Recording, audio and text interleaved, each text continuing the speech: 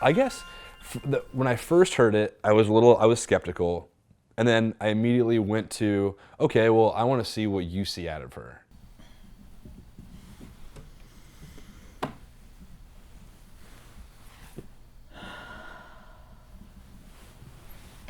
I want to get to the point where Jeff was of being like, do you see now why she needs to be in this movie type thing?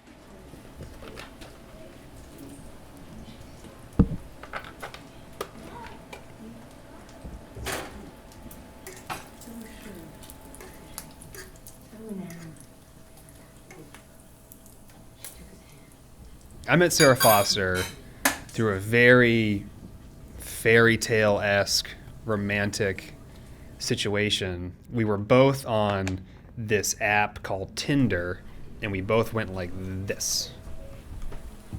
Sarah is a beautiful woman, which you may have noticed. She is a dancer. She's a former dancer at University of Oregon and coaches the Tualatin High School dance team now. She works at Adidas.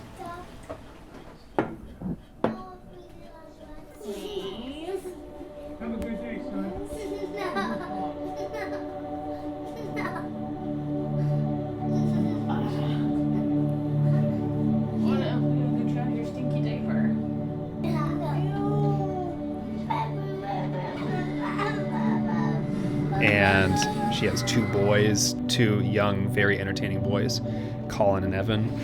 Here, look at me. Look at me. Okay. Do you need more syrup or are you good? Yes, you can. Just wait one moment.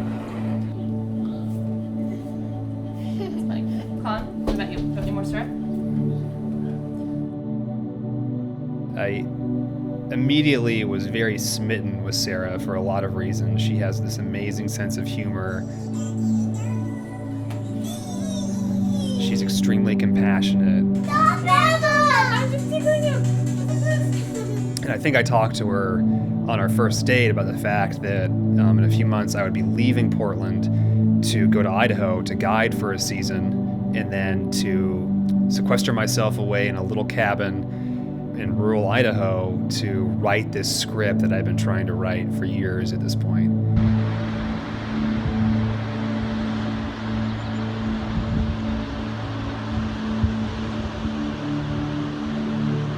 That's so cool.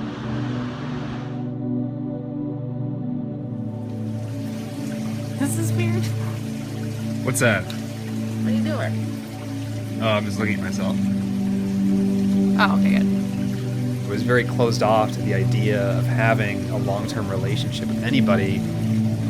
Are you really? No.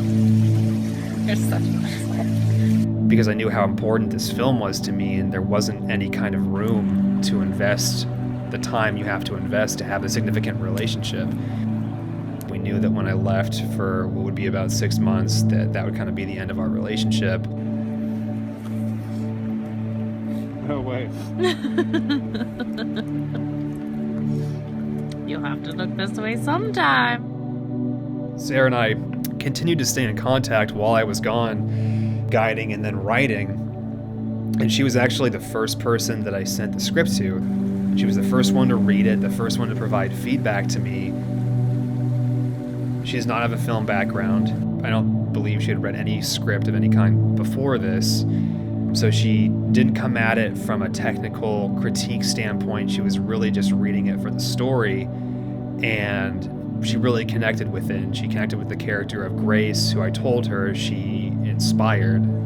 There's not nearly enough marshmallow on your face right now.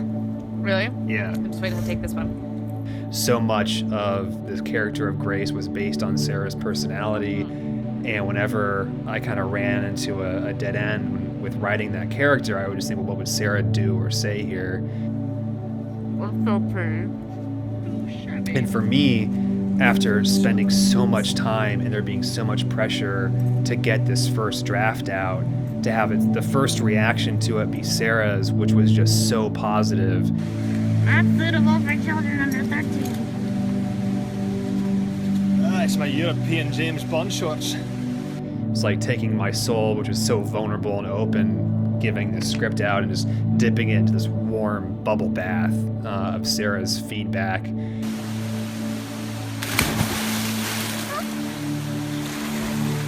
How cold is that? So when I came back and we realized like we're gonna make this movie next year, being 2016, then it became of finding all the pieces that you need. And I started looking for an actress that I thought could check all these boxes, and there's a lot of boxes. You know, one, they have to be a good actress. Two, they have to be able to rough it, to leave civilization for almost a month and spend that time on this extended river trip, working really long days, being around the same group of people, and not being intimidated to run some pretty big whitewater. I'm like looking through the traditional avenues of trying to find an actress who fits all the aspects of the role. I was not having a lot of luck. And at some point, it just clicked. Even though she's not an actress, she has very little river experience, and she has a very demanding life. It just immediately seemed like this is exactly what is supposed to happen. Sarah is supposed to play this character.